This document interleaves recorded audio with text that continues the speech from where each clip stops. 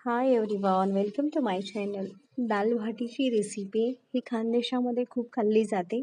खूप चविष्ट आणि रुचकर लागते. हे 2 वाटी मी गव्हाचं पीठ घेतलेलं आहे.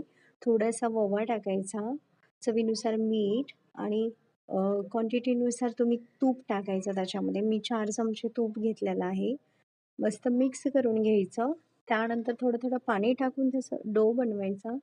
पीठ जास्त पातळ नाही मळायचं आणि घट्ट पण नाही. मीडियम साईजचं असं पीठ मळायचं छानपैकी.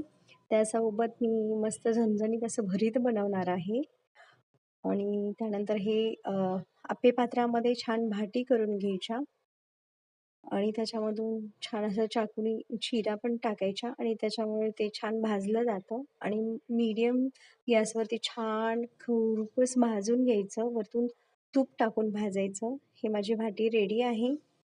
त्यानंतर मी त्याच्यासोबत झणझणीत असं वांग्याचं भरीत आणि सांबार बनवलेला आहे.